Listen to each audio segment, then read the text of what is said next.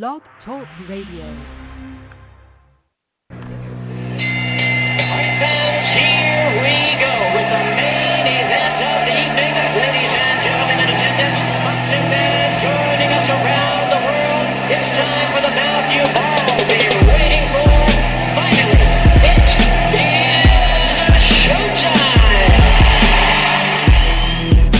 Man, we dedicate our life to this sport. We do thousands of sit-ups in camp. We run hundreds of miles, for the ones that take it serious. And we just dedicate ourselves fully to our craft, man. We watch tape. We have attitude. We rooting, and we go into that fight to land on the line.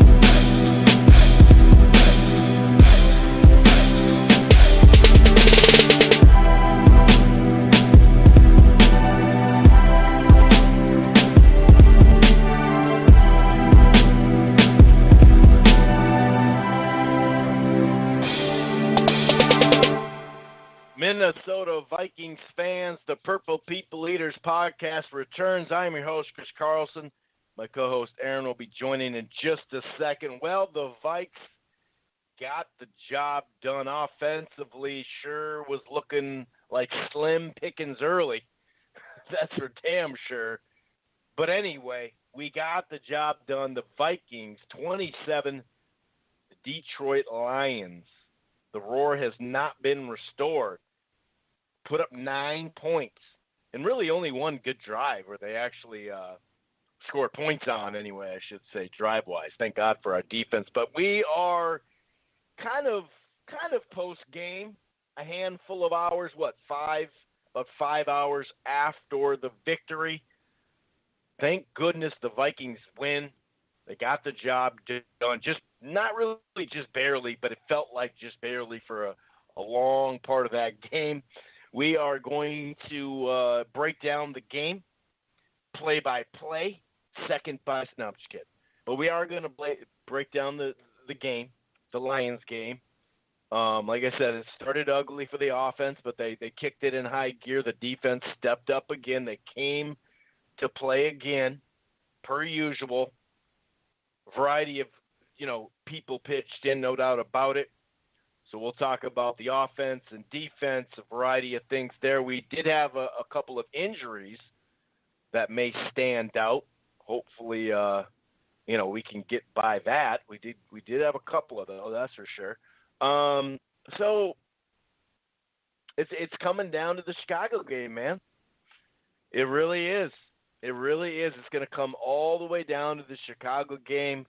Aaron and I, before we came on, minutes before we came on live here, we were talking about the scenarios, and I was, taking a look at the standings and just kind of figuring it out. Obviously, Washington lost on Saturday. Philly ended up winning at the buzzer. So we'll definitely talk this playoff picture. I do think if Philly loses, we would be in. But we'll get into that. But we really can't even think about that stuff. We have to beat the Bears. And also the Bears, if the Rams lose, can the Bears sneak up on them? How much do they have to play for? And I believe we're going to get some of that answered before we get on of here. So we'll start with that Lions game recap. Of course, we're going to talk about the game next week. Somehow, some way if Khalil Mack could not play, that would be wonderful. I don't think that's going to be the case. But, man, when he doesn't play, they are a different team.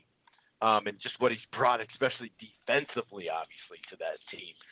So we'll talk, we're going to preview that game, predict it. It's early, but we are going to predict it. We're assuming that it gets flexed. You'd assume. We're going to recap, preview and predict, go over a variety of brainstormers and just different topics. And then, like we have per usual, we'll have a little bit of Minnesota Gopher football segment, talking a little bit of recruiting there with PJ Fleck in Du Bois. We understand that this is a Vikings podcast, though, so that's why we save that stuff to the bitter end, okay? So don't lose us just yet, okay? Well, we're going to talk Gophers, but that's way way deep in the podcast. So anyway, if this is your first time listening to the Purple People Eaters podcast, it streams live right here on blogtalkradio.com/Rope-A-Dope Radio. It streams live. It archives right there. You can also subscribe to the Rope-A-Dope Radio podcast. You know, that's the umbrella for the Purple People Eaters podcast. Anywhere. iTunes, Player FM, Spreaker, Stitcher, TuneIn is a really good outlet as well. We get a lot of hits from there. We get a lot of listens. And just in general, we'd like to definitely thank all our listeners out there, whether it's, you know, stateside or abroad. Canada, bigs up to Canada, of course. We're also part of the Grueling Truth Sports Podcast Network, and that can be found everywhere, including streaming on iHeartRadio and Spotify. So you can listen to the Purple People Eaters podcast in a variety of different places. Why don't you head on over to gruelingtruth.net. That's the gruelingtruth.net. They got a great, they got great articles over there, whether it's football, basketball, boxing, a little bit of baseball. They got it all over there. Head on over to gruelingtruth.net, read an article. I write for college football, college basketball, and boxing over there, prediction articles. You can listen to the podcast right there as well. You don't even really have to go subscribe anywhere else. You can listen to the podcast right at the gruelingtruth.net. And by the way, they got a great sponsor over there, mybookie.ag. You can link it right from that website to mybookie.ag and place a bet. And speaking of bets, let's put some money down on our Vikings next week. How do we feel? I really hope they get in, man. And obviously, we were hoping, my co-host and I, as I bring him in at this moment, we were really hoping that, you know, Washington and Philly would lose, because that would set up a perfect scenario. Well, not perfect. I mean, this isn't really a perfect scenario and a perfect situation and a perfect season or anything like that when push comes to shove. But, you know, it is what it is. You know, I think there's still options to get in. We could lose and get in potentially, but we now know we pretty much gotta win to get in. I think there is some tweaks there, but let's start by breaking this game down. Now we move to 6-1 on the season, with as we know, one game left. But Aaron, when you're watching this game, and the first four possessions are 3-and-outs, a totaling 4 yards because of the negative yardage, of course. So you had 4 3-and-outs. You know, thank goodness that our defense came to play early. They were helping us out. Like I said, they really only had that, 9-play, 21-yard drive. And, they did have an 8-play, 36-yard drive, too. They had field position going.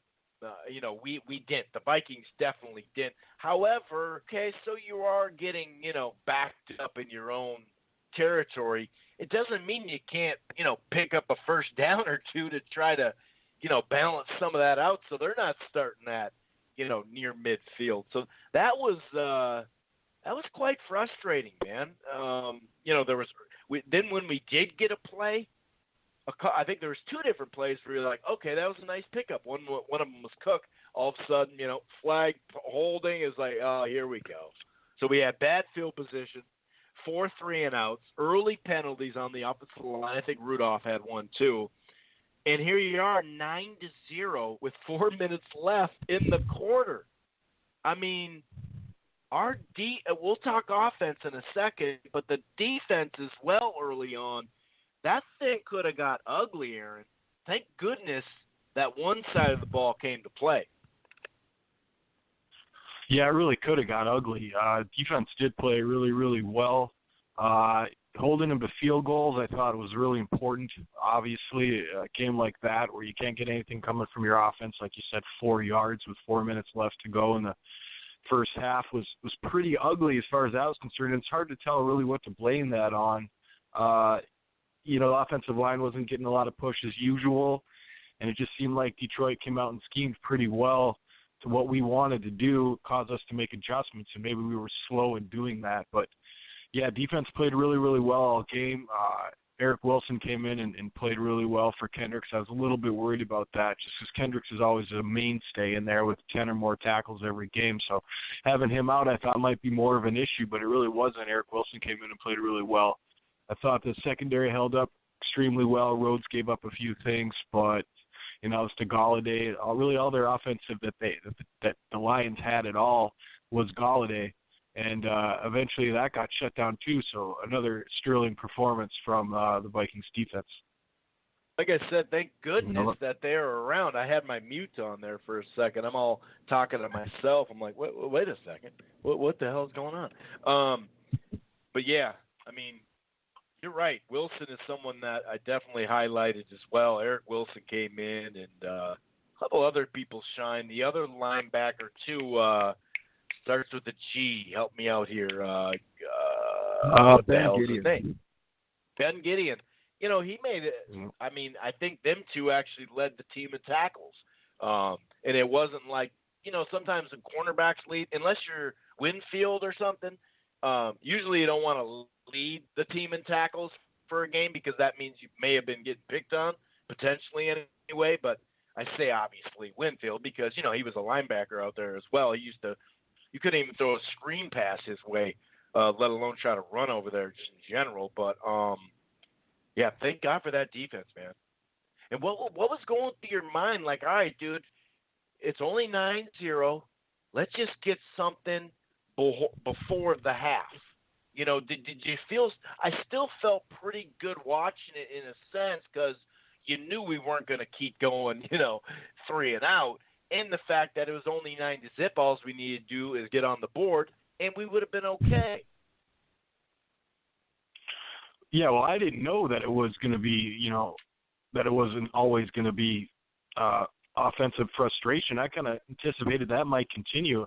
What was going through my mind was trying to figure out exactly what Detroit was doing to cause this, or was that something that we were doing? And I really couldn't see anything. I think they just came out a little flat, and you know, Kirk is you watch a lot of other teams around the league, and you see a little bit more fire out of a quarterback and out of an offense in general, and I just didn't see that coming out in the first half. And I don't know if it was, you know, maybe the holiday blues or something like that, you know, kind of holding them up a little bit, but they had to get it going, and thank God they did.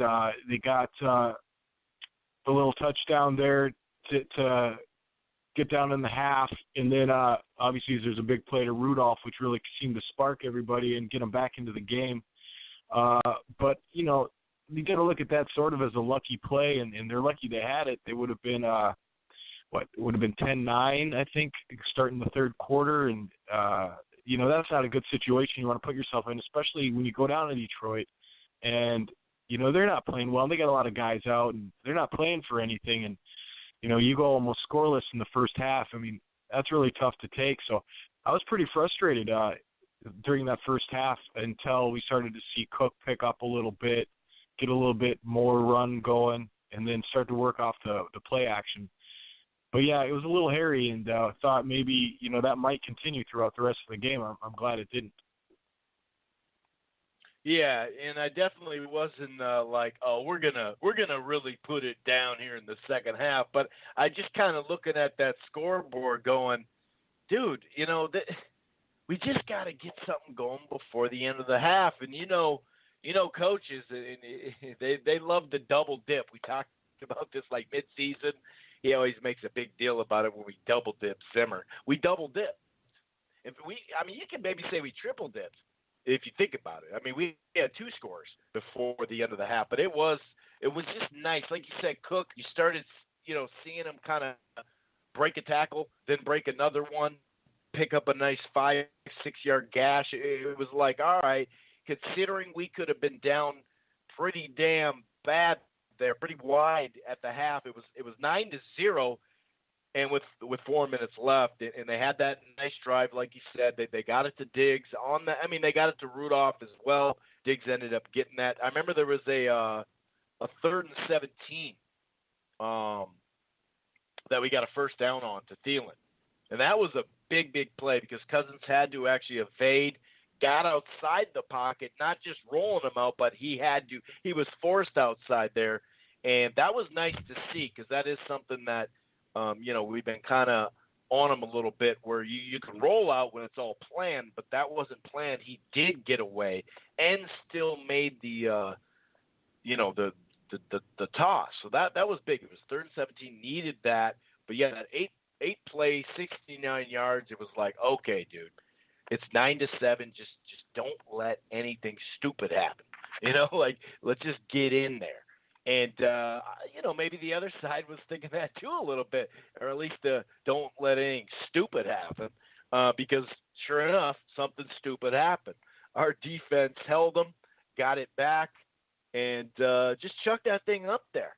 And, the whole knock it down, make sure you're in front and the side and the back. You want to cover everybody there. And Rudolph just kind of nonchalantly said, well, I'm going to go get it. I mean, there's nobody around here. I might as well just jump up and grab this rebound. I don't even know if he fully jumped as high as he could. It was just one of those plays where it's right before half. I'm looking, yes, and everyone around me is just kind of like, yeah, we did. We got it. Okay, wait a second. How in the hell are we up 14-9 considering, really, really, really poor play for up until 4 minutes, like I said, on the offensive side. But to double dip and come out and have that steady drive, I thought that was key too. Obviously, when you get up 14-9, the Lions locker room must have been like, what the hell just happened? But then to get up 17-9, have a 6-minute drive, 11 play, 69 yards, I really felt good at that point. Like, okay, guys, the defense is here. We know that. We know they're probably going to try to get rid of the ball overall. And, of course, I was all happy and pumped up. But then again, our next possession, we had a 3-and-out. There was a 4th-and-1 moment there, and I thought, are they going to go for this 4th-and-1? They've been aggressive. Luckily, they didn't. Our defense did after that field goal to go up 17-9. Our defense held them to back-to-back 3-and-outs, and it was -1 yards on 2, total in those drives. Then we came with that touchdown drive, 9 plays, 53 yards, and that's when you started to see Rudolph more and more get into the picture. And also Cook, like you said, Cook got it cooking again. I mean, this guy is just he's now basically all the way back from his injury. It really feels like that, or damn near. Next year, I think we'll even see maybe another little burst because they always say it takes a good full year to play and then come back year and a half, almost 2 years to be 100%, unless you're an alien like, Adrian Peterson. But that's a whole different thing. But the second half, the hard running and getting that tight end open. And man, I mean, Rudolph had one of his games he's had as a Viking. And it actually was, let's see here, 9 catches. What was his stats? It was 9 catches for 2 touchdowns as well.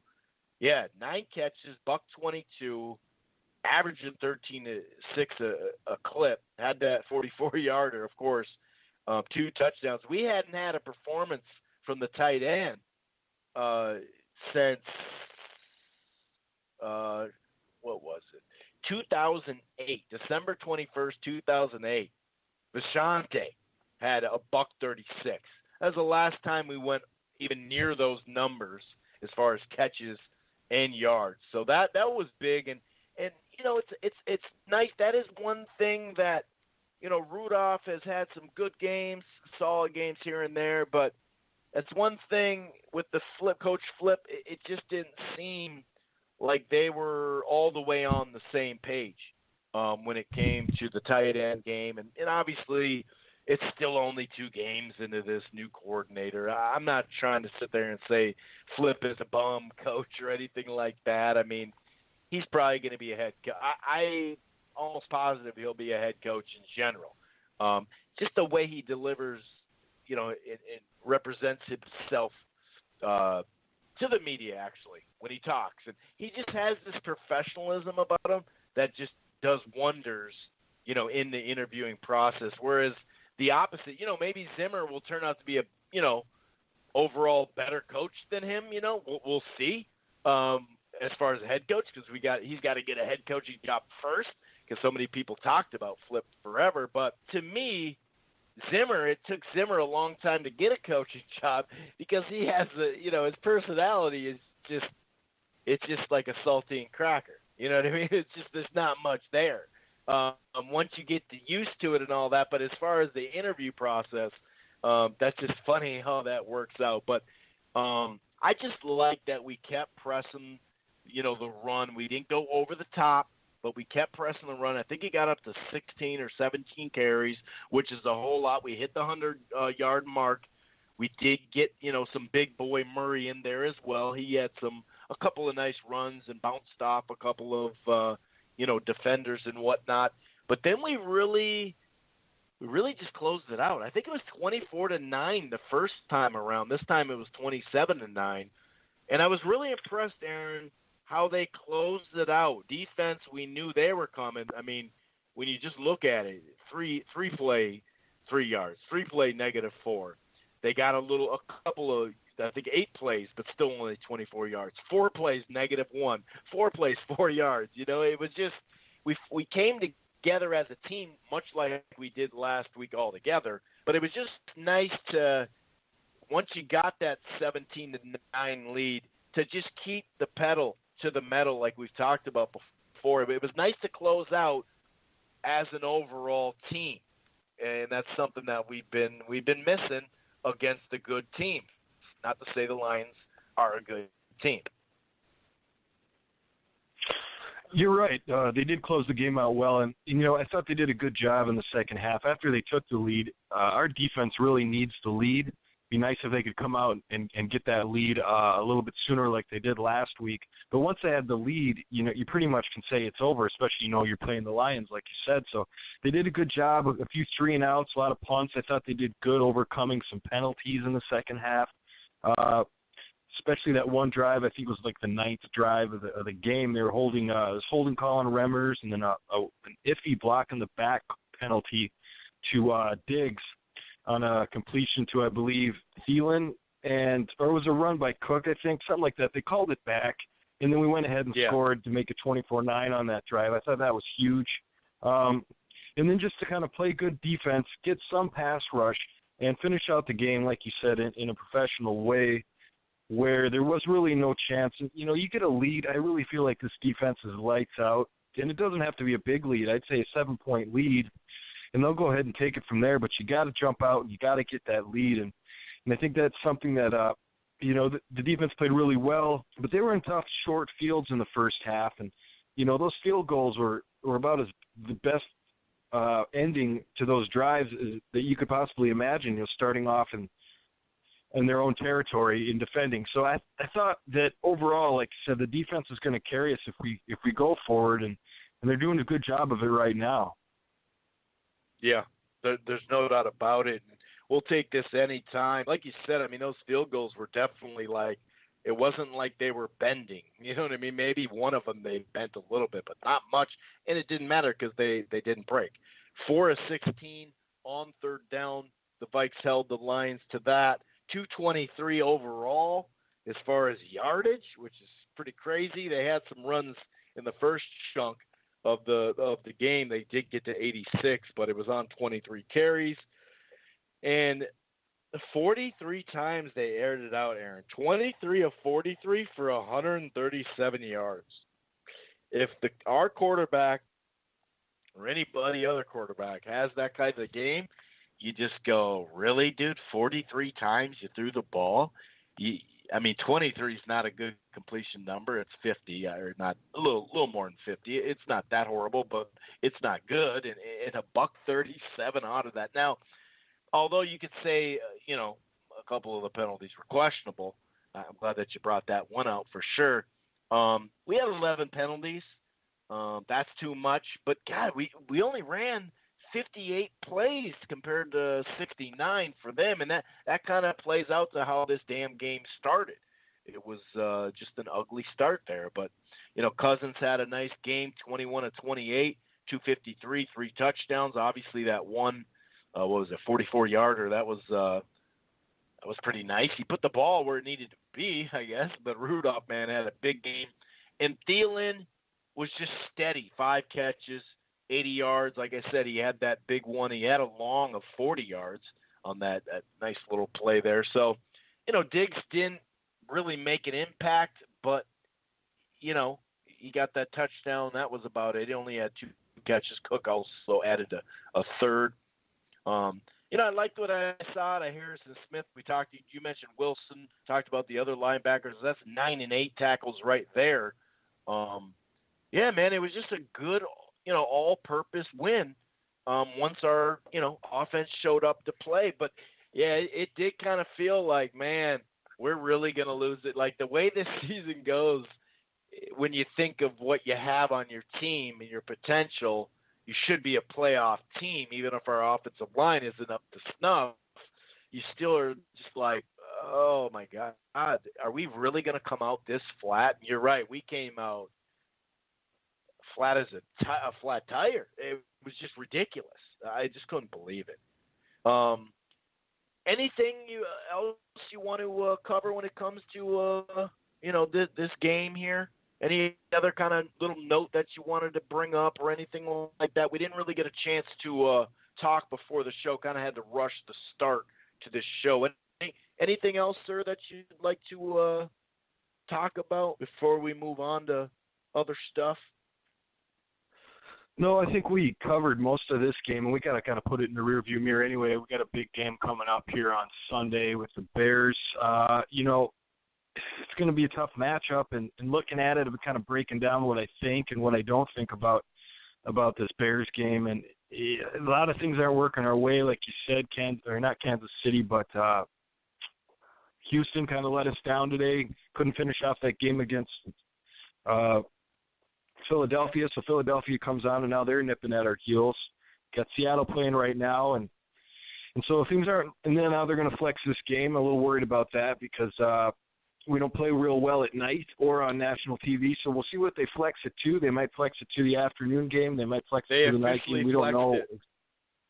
Not to cut you off, I just saw it right now. 3:25 Central Time. They officially flexed it. Okay, well, that's better. I can live with that a little bit more than a Sunday night football game or something like that. It just we don't play well in those type of games. So I'm happy if they got to flex it. I think we got the best flex that we could get out of that. Breaking down this Chicago game, Chris, it's a lot like that last game. We'll be playing at home this time, though, which should be a nice crowd with all the stuff that's on the line. Should be a good home field advantage, you would think, as far as noise is concerned. But, we've got to contain Mitch Trubisky from running. We can't let him run. Got to do a lot of max protection from our offensive line. I think we're going to see a lot of extra linemen or 2 tight ends, maybe even 3 tight ends. Got to run the ball well. Cook's got to run the ball well. Murray's got to run the ball well. We've got to have an effective run or threat of the run. Can't turn the ball over, and got to keep short passing game, get the ball out of our hands, and unless we can get a lead, if we can get a lead, we can start to open up a little bit. But we're going to have to play pretty conservative offensively, and that shouldn't be too much of a problem. We've been doing it all year. It's just being effective and executing at that. We got to start fast, man. If we can start fast, get 7, maybe 14-point lead, maybe even a 10-point lead, that really puts us in a better spot with our defense being able to come at Trubisky a little bit more. It's going to be a rough one, man, but I think, all the different scenarios, you got to figure, okay, well, are they going to come to play? I think they're going to come to play. They've got the seeding up in the air for them, and, we've got to play well and win. I don't know what the scenarios have, and you might, but, how we could still get in with a loss, is that possible, and how that's possible? Are you up to speed on that or not? I'm up to speed on that. Right now it's 10-7. KC is up, but it's first and goal with Seattle. So they're going to probably score something here. Well, let's break down the game before let's not jump all the way in the playoff scenario if we're going to be in the middle of breaking down this game. I just wanted to break it. I just wanted wanted to break it down to see, like, if we. Okay, so let me see if I can articulate this well. we got to play the Bears, and most likely we'll have to play the Bears again. If we can have the comfort of losing this game, then maybe we can not show the Bears everything we want to show them and going into that third game with them. So that's part of why I brought it up, talking about the game, is how we're going to approach it as opposed to how the Bears are going to approach it. Now, at this point, from my knowledge and what I know right now, we're going to have to play all out, pedal to the metal, show them everything to win this game. If there's a scenario where we don't have to win and still make the playoffs, which is rare, well, that course, scenario would be Philly. That scenario would be Philly. Okay. If Philadelphia, but Philly's got a pretty easy game. Philly's 8-7 right now. We're 8-6-1. Mm-hmm. So if we lose and they win, that's a half game they got us on. So they got us. But if they lose, they would be 8-8. So then we'd be 8-7-1 if we lost. Sure. So therefore, it would come down to Philly. Philly playing Washington, and that's why that Washington-Philly thing was always kind of. We always knew they were going to play each other, so someone was going to take a L there, regardless, or a tie, I suppose, right? That's part of that too. And then we would have beat Philly straight up, so that would have helped too. Now they're playing, just to add more layers and answer your question, they're playing at 325 as well. So that stuff's off the table. That stuff's off the table, and that's the way the league likes to do it. They like to, nope, we're going to play them at the same time. That way everybody's playing. It's really up to Chicago. What Chicago team are we going to get? They're sitting at 11-4. The Rams are sitting at 12-3. If the Rams, who are playing, I believe, the Niners, let me double check on that. They're playing the Niners at 325. You see what I'm saying? So the Bears are going to want to try to win regardless.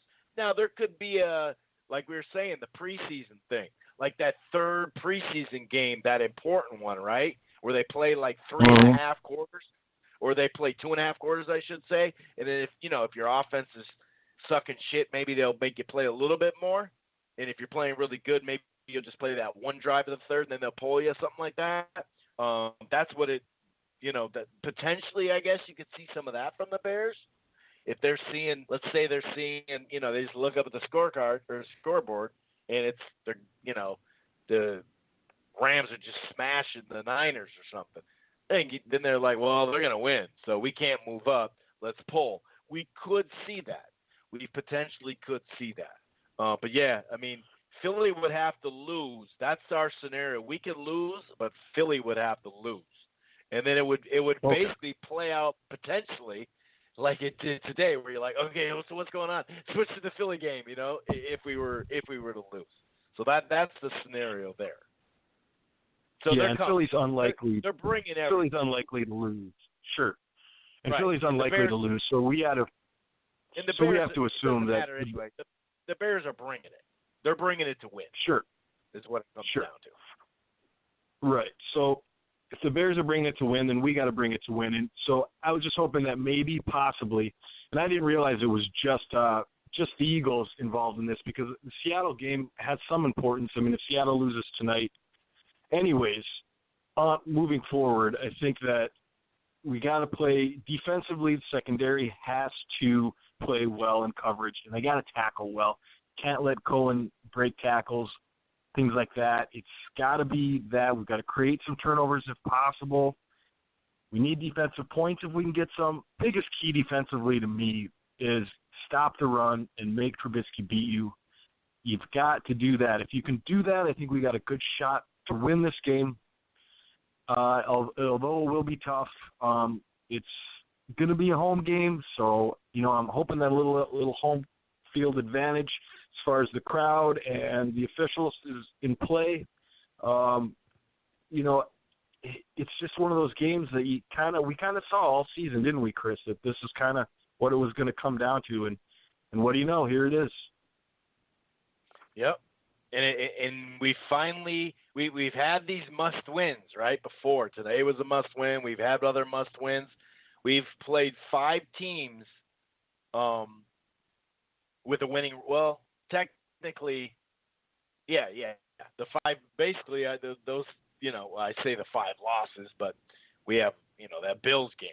But the five times where we had a chance, the Dolphins, that was a winning team, but now they're not a winning team because we beat them. You know what I mean? So they're factor 500. So it's one of those things where a top-level team, every time we stepped into the place with it, that position, we screwed it up somehow.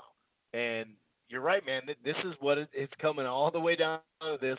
It's one of the hottest teams because you can make an argument the Rams, well, not an argument. The Rams have come back to earth a little bit. I mean, you could see them out in the cold. They didn't like that shit in Chicago. So they're coming back down to earth. And, yeah, it is. I mean, this is it. We have to finally beat a team that's a quality team. That's I mean, there's more than just one thing missing of this season. But on our leisure right now, that we'd be in a lot better shape if we had just won one or two out of those five. But that's not the case, and here we go. And I think you're right. I think it comes down to the run game. I really do. I think you're right. They ran 39 freaking times for $148. Now they didn't run at a high clip because they ran the ball so many times, 3.8. But between Howard and I'm glad you brought up Cohen too with the breaking tackles, and he can break tackles, not just out of the run. He can do that with the. He's kind of crafty when it comes to catching those passes too. But they had 3 guys with 7 carries or more. It was Howard 18 for 63, Trubisky 10 for 43, and Cohen added some as well with his 7 carries. So, I think you're right, man. I think it's the run game because you can look and obviously, turnovers. Turnovers are going to be huge. Both teams had 3 last time. It's just ours counted more because, and that's Cousins, I think, the worst pass of the season. You know what I mean? Where it's like, where the, what the, who? And you're going to throw it at him. Diggs is sitting there, right there. He could sign up. He's got a lawn chair out there. He's so open.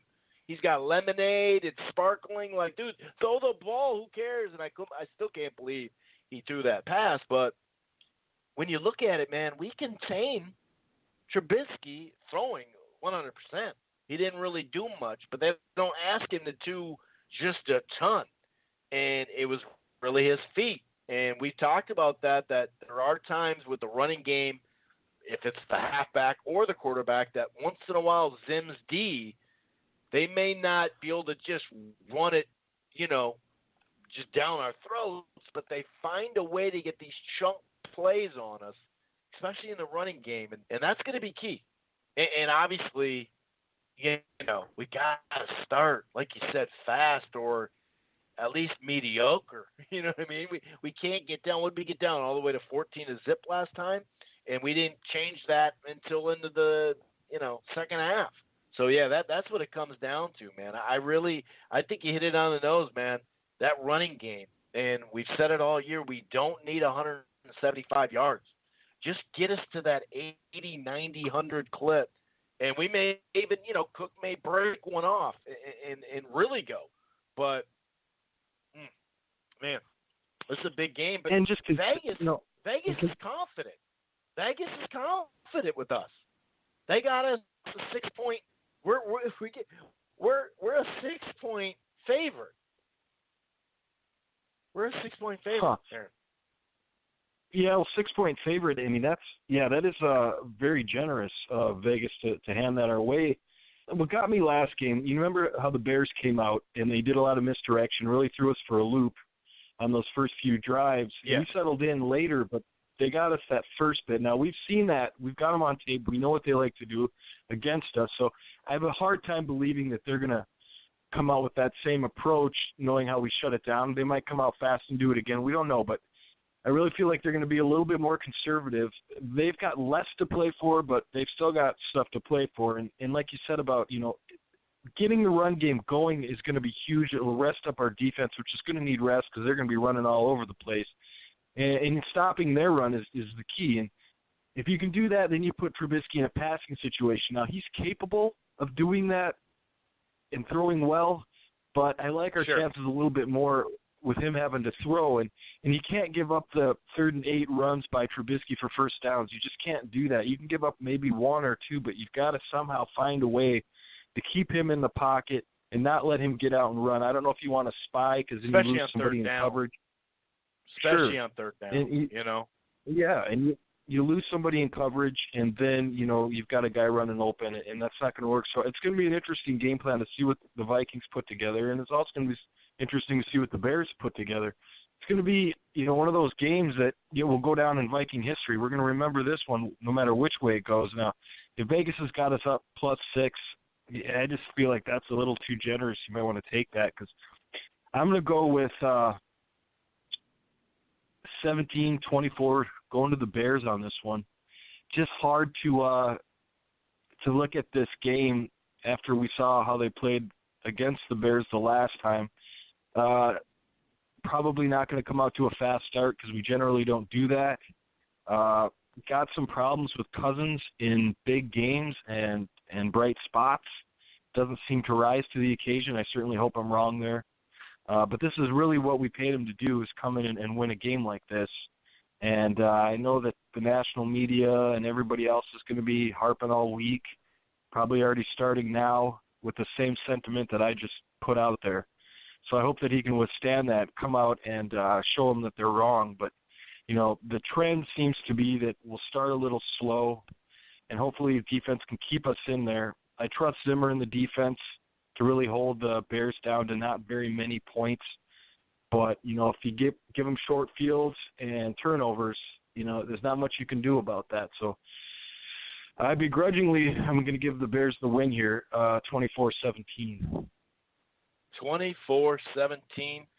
Hey, man, 17 points, a lot of points. They'll take that. Well, actually, we did get to 20 last time, now I think about it. But still, you know, you're right, especially the last chunk of high-profile games, because you could make an argument the first chunk of high-profile games, Cousins was on his shit. You know what I mean? If you look at that Rams game, you look at that on the road at Green Bay is always a big thing, but he went nuts on that one. He played, I think, good enough against the Saints. I still don't think that's his. He doesn't hold that one, the Saints game. I still look at that Saints game and go, man, if we could just bottle up that team right there, and take away Thielen's, you know, fumble that they picked up, scooped up, and they didn't score, but they, you know, changed the field on us. I think they brought it to like the 20 or 30. They ended up scoring quickly. And then that Diggs communication, which that was a big 6. God, you just look at that. And I know you can't. That's not how football is. And you say woulda, coulda, shoulda, if only. I understand all that, but it's right there. And when you look at the New England game, it's right there. The Seattle game, we're talking, you know, 6-0 with 13 minutes left. Like, we're right fucking there.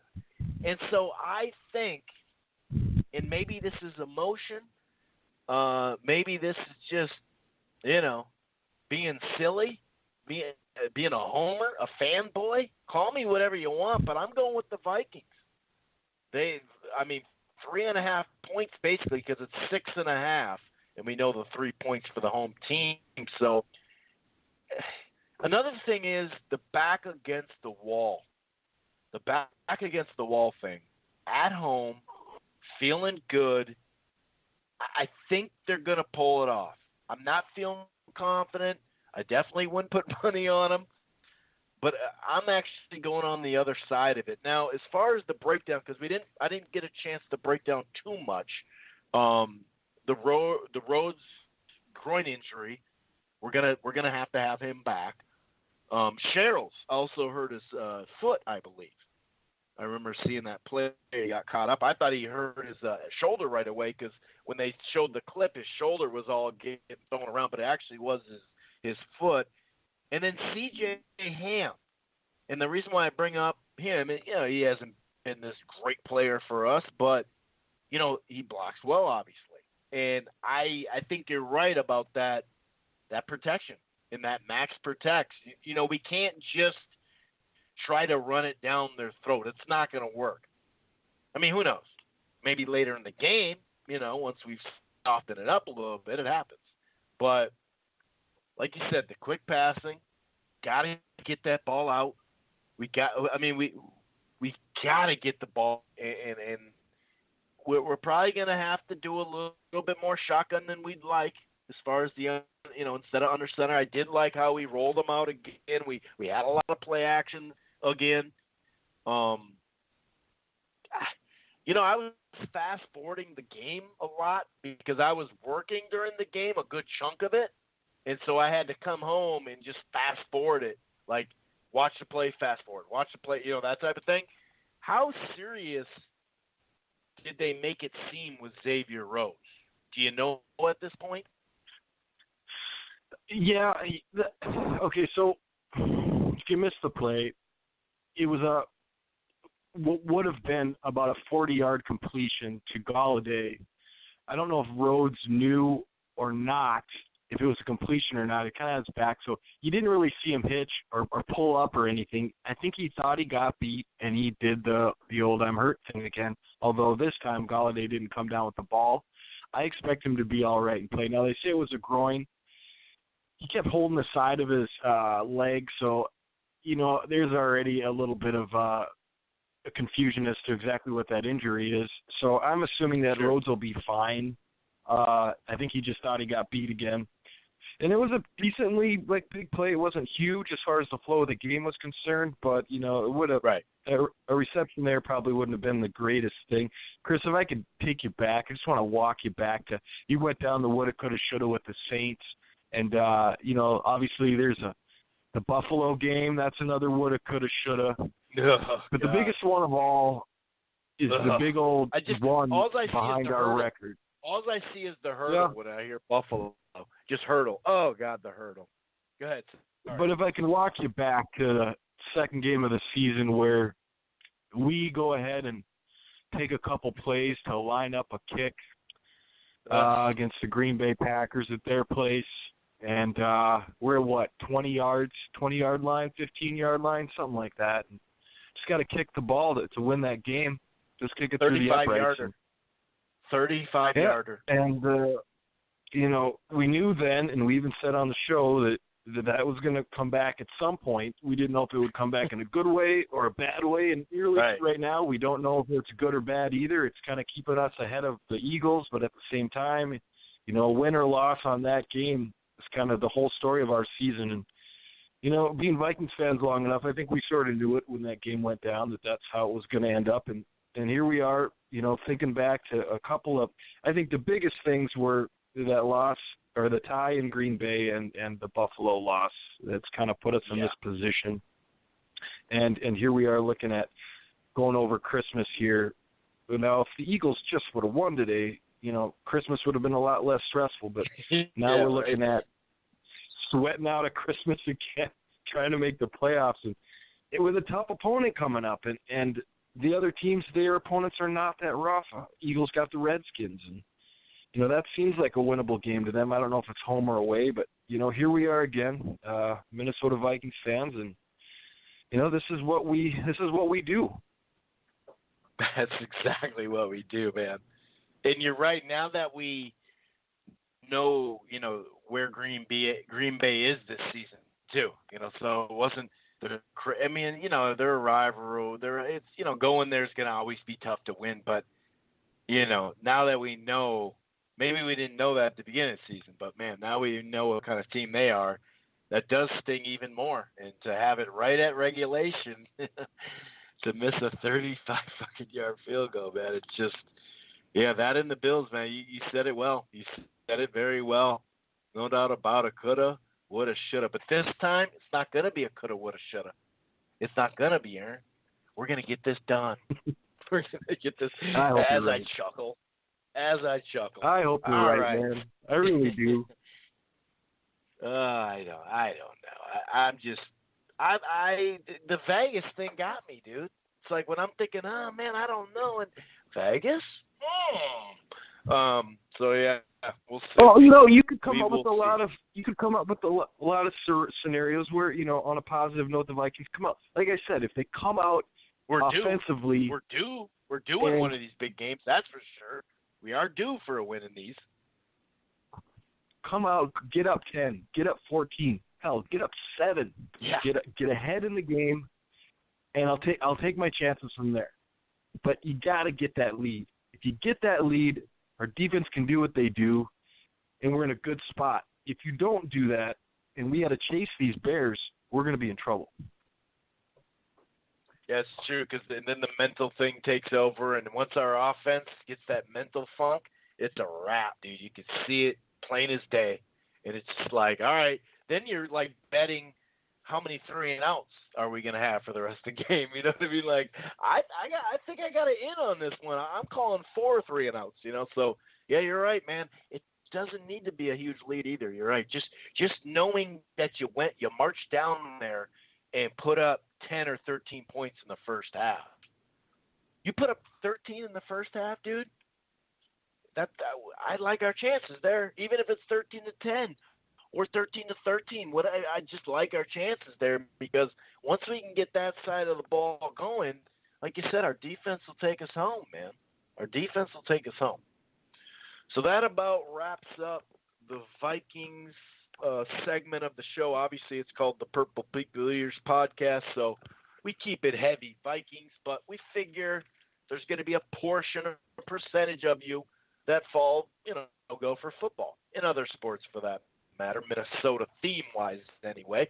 So, we'll talk a little bit about the Gophers football recruiting, just really minorly. We're not going to break down every guy. This guy, I'll tell you what, I saw him, we're not Dickie V. We're not, even though that's basketball, but he always saw him when he was, 9. I saw this kid, it's like, dude, no, you didn't, Dickie. But I think you did, actually. So we're gonna break that down a little bit. We'll talk a little bit about the other stuff going on Minnesota wise. At this point in the podcast, the last probably 3 or 4 shows, we've been talking about what we're gonna do on a weekly basis after football is done. Now we're not, the Vikings football season. We're still hoping they get in and they make it run and they go all the way to February. Okay, but on a weekly basis, the Purple People Eaters podcast will not be on a weekly basis year-round. However, that first wave of free agency, we'll be talking free agency stuff and free agent, our free agents as well. Anthony Barr, a variety of things that we've already talked about, Sheldon Richardson. And we're going to kind of dig into that. So we'll have kind of a pre-free agency. In a sense, the first wave of post-free agency. Then we'll talk about the draft. We'll talk about post-draft. We'll talk about kind of the second wave of free agency and rookie camp and, mini camps and stuff like that to get us all the way into late July where the season starts over. And we'll definitely be checking in a lot earlier this year on a weekly basis than we did this year. So just so you know, Purple People Eaters podcast-wise. But once football's done for the Vikes, on a weekly basis, we will be doing a Minnesota basketball-themed show. Obviously, Timberwolves and Gophers. From time to time, we may talk a little high school ball about one player or some crazy game or whatever, that type of thing, or maybe a recruit that the Gophers got. Obviously, we got a couple of recruits that we would love to land here in the home of the Vikings, but the Timberwolves and Gophers. So just a heads up there. But as far as recruiting, that first wave last Wednesday signed, I think that he said he had about 2 or 3 scholarships available. So that will always, more than likely, that's going to be, probably like 4-star-ish type guys. They're going to be good guys, the ones that we land from here on out, because now they can really focus in on that. And that's part of what I like about that early signing. You get these guys signed, it's official. Now they can't, waiver. We can't waiver as well. And then you can really hone in on and start attacking. That sounds weird to say you're attacking these 17-year-old kids, but, then you can really zoom in on stuff, especially when you got, a recruiter like PJ Fleck and his staff as well. So it really matters what ranking system that you use. A lot of local people, especially like Star Trib, their prep stuff, they usually go with that 24/7 sports. Last year, it's kind of funny because in their rankings, they have it 33 this year and 38 last year, whereas the other, I think 2 or 3 other ranking systems had it flipped, where it's just a little less rankings. But you could throw the rankings out. Just get in the top 40-ish, and then it comes down to coaching. When one thing I like about Flack, beyond all the row the boat shit, and what he's done as a head coach at Western Michigan and how he turned it into a legit squad that could compete with the higher level teams, no doubt about it. They proved it. I like, Aaron, the amount of 3-star dudes we get, because the 5 stars are tough to get, and most of them will be really solid for you in college, but it doesn't mean they're going to go first round, in the draft, a 5-star. When you get to the 4s, you want to pick up as many 4s as you can, of course, but the 3s and 4s, especially maybe the higher ranked 3s, honestly, like the star system can be very misleading. All you have to do is check out, the 2 deep, and then take a look at, this year's 2 deep, or right now the 2 deep at any team for that matter, not just the Gophers, and then look where they were ranked in the recruiting when they came in. And sometimes the middle of the pack guys are the ones that get on the field first. What I like is so many freaking 3-stars, dude. Like a lot of them. And we talked about the defensive line last week, Aaron, and they went heavy, especially on the interior. We talked about that, but they actually landed these guys. And another level is we talked about that JUCO. I just kind of assumed these last couple of months that the JUCO D tackle was going to be our best D tackle, recruiting-wise. He was like the 3rd best JUCO defensive tackle. Oklahoma, Georgia, Tennessee, Western Virginia. A lot of teams wanted this dude. JUCO, boom, 2 years, he's in. You can plug him right in. As it turns out, on most of these rankings, we got 2 other D tackles that are, going to be freshmen, and one of them is going to be a early enrollee. We got plenty of early enrollees coming in, which is positive. So we have 3 early D tackles coming in, early enrollees, but that tells you the layers he's putting in. So 3 out of your top 4 or top 5 recruits are defensive tackles. So that's telling me something. Another good news that we got is we now know for certain Tyler Johnson is staying this year. We kind of assumed that, but Fleck, they asked him a question straight up, and he said, "Nah, nobody's leaving." So does that mean for sure? No, not 100%, but I'm pretty sure that he's going to stay. But I liked what I saw, man, and I think tackle, the secondary, because we had so many, guys, that veteran guys when they came along, and they were kind of moving on.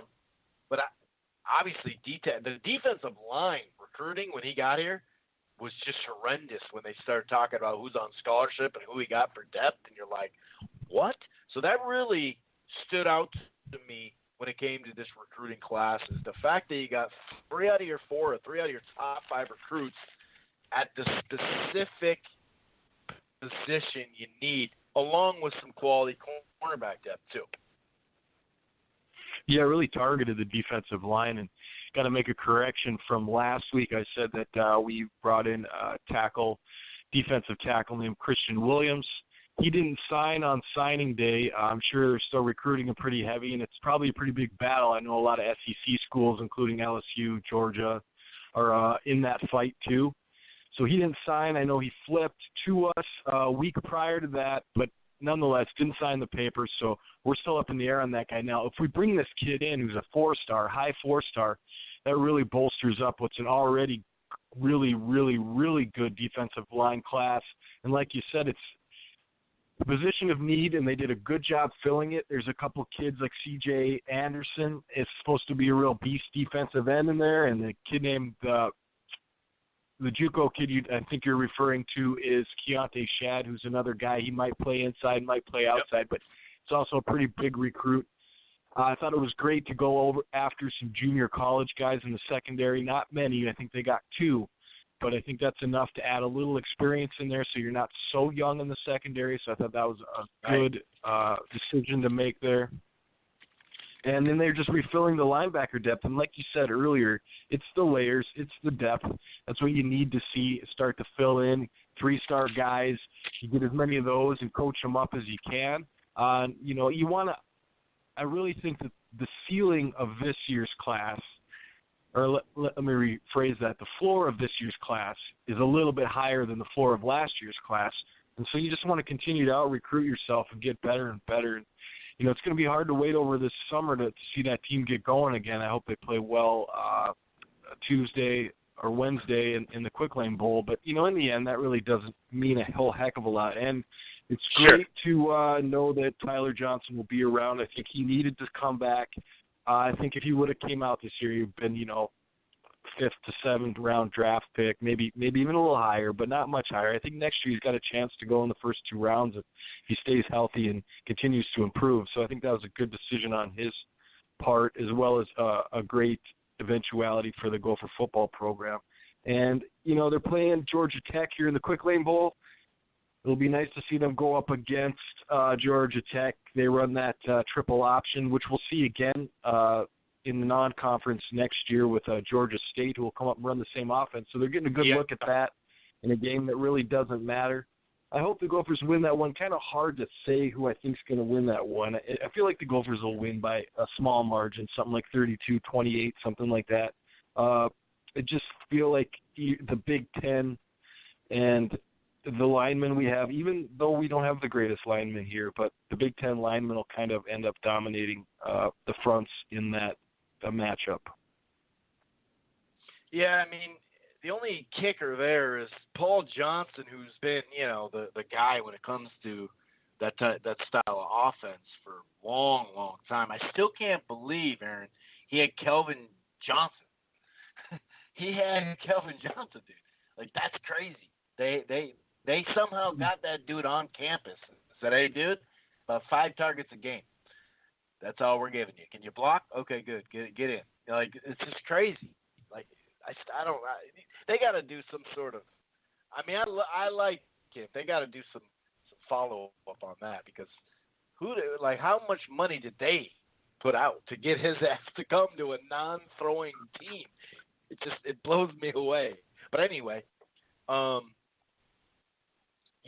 And to put up numbers. Anyway, the reason why I brought him up is because it's his last game as a head coach there. And so that's always tough to deal with.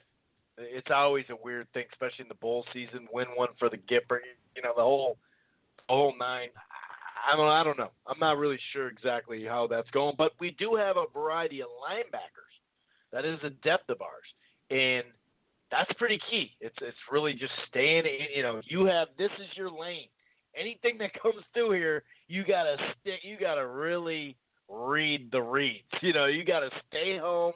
You cannot get lost. You cannot go make a play. Oh, I see him make a play. No, he doesn't have the ball. Oh, I let that go. It's always a tough one, man. But the fact that we get this extended time rather than playing them a week later, that's huge, man. That's really huge. Yeah, that's odd. I didn't think about the Calvin Johnson thing, and that is kind of strange. And how did Calvin put up those numbers out of that offense? Obviously you can't cover the guy. I imagine college guys trying to cover Calvin Johnson. I'm sure that presented its own problems for defenses. But yeah, he put up big numbers, first round draft out of that offense. That's pretty impressive. Yeah, and the quarterback, I can't remember his name right now. I think it was number 13. He was just kind of like, just throw it to him. I'm here to run, dude. They recruit me to run, so I don't know what I'm doing, but I'm gonna chuck it to this tall dude. He'll catch it, and that's basically what it was. He still, like you said, putting up those numbers in that system, and with that quarterback, it was pretty impressive. But keeping it Gophers, Gopher basketball, had a game, one game, and now they have a game the 30th. We have another break, and then should be a gimme. But you never know, I suppose. But yeah, we're gonna probably be 11-2. We're 10-2 right now, playing. Who the hell is it? Oh no, Mount St. Mary's, but not that Mount St. Mary's on the west. I don't think they're the West Coast. I think that's the East Coast one, if I remember correctly, because they're actually pretty good on the other side. But no, that's not that program. That's on the East. So we should be 11-2. Should be 11-2, and then the 3rd of January.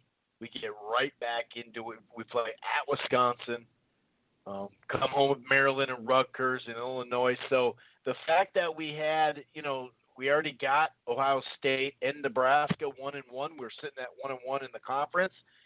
A tough road game, but we got some winnable games here until it really starts to get heavy. Late in January, Michigan, who's all the way up to number 4, Iowa, Purdue, Wisconsin, Michigan State, Indiana, Nebraska again, Michigan. Dude, it's a rough one down the stretch.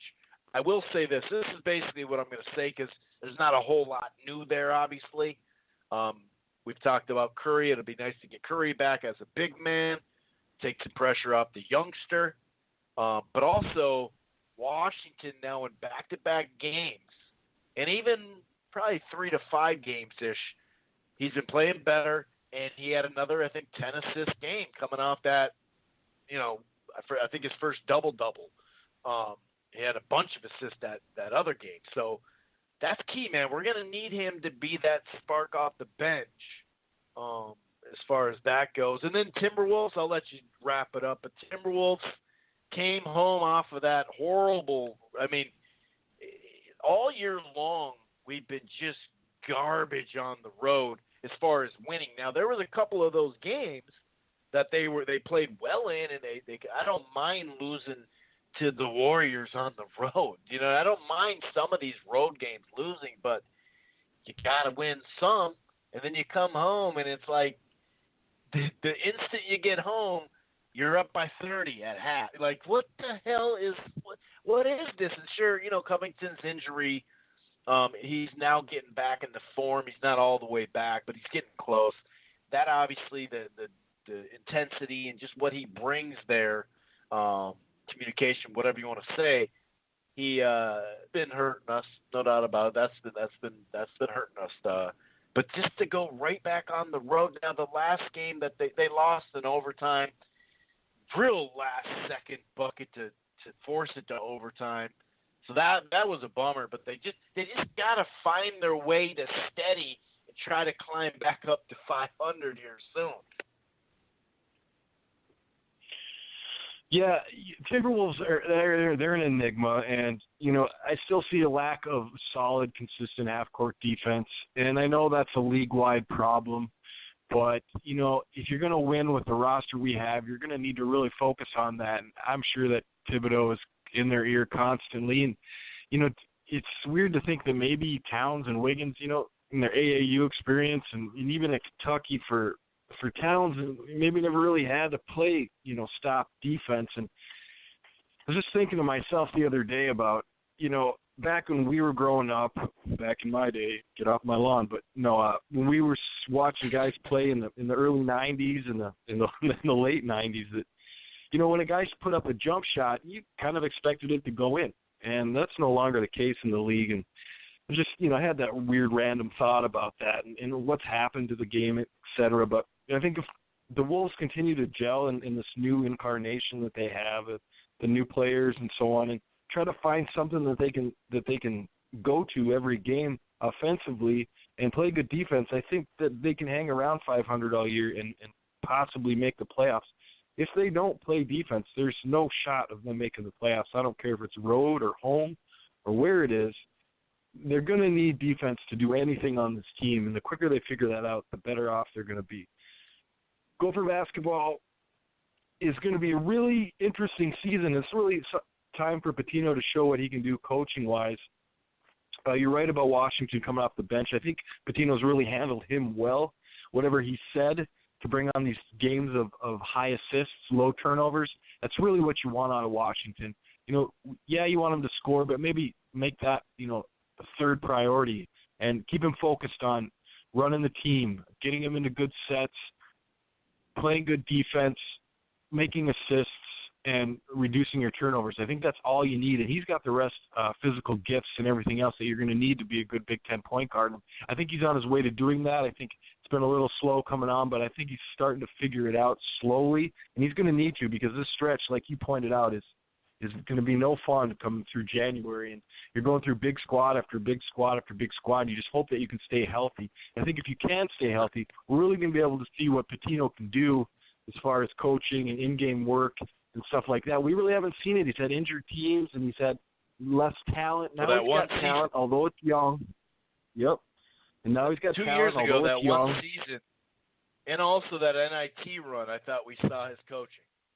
That's it, though. Otherwise, yeah, and if you can put that together, I think we got a chance to really surprise a lot of people against Michigan and maybe Michigan State and stuff. Those will be tough games, but it'll be interesting to see against teams like Iowa and Purdue and those type of teams, right, how well we play and what kind of way we attack them. I think that'll be really interesting. So I'm excited to see them get this January run started. Mount St. Mary's will be a bit of a jog, hopefully. And then they need to really get down to business, because that's the heart of the Big Ten schedule coming up. And I expect them to do well. I expect this to be a tournament team. I just want to see how it comes together.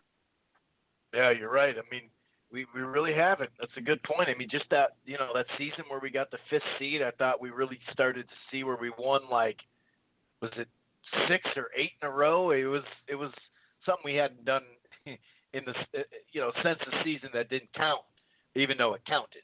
But I mean, you're right. And then, like I said, the last, probably 7 games or something of that his first year, when they went on a nice little run and beat some teams that they kept, like they were underdogs on the road and stuff like that. So I actually like that. Saw some coaching on him where it's like game by game, matchup by matchup, and I saw his potential there. We obviously know he can recruit. There's no doubt about that. So yeah, it'll be interesting to see how they go. I like the way the schedule starts. Maybe not.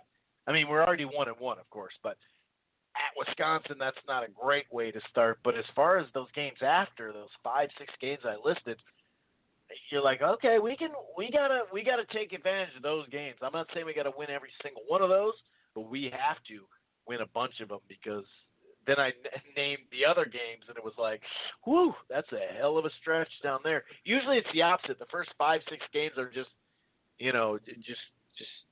just horrible. Just like, really, dude, this is murderer's row in the Big Ten, but it seems like we're closing with that. But we'll see. Injuries, style of play, styles make fights, just like they say in boxing. It's the same difference in sports in a lot of ways.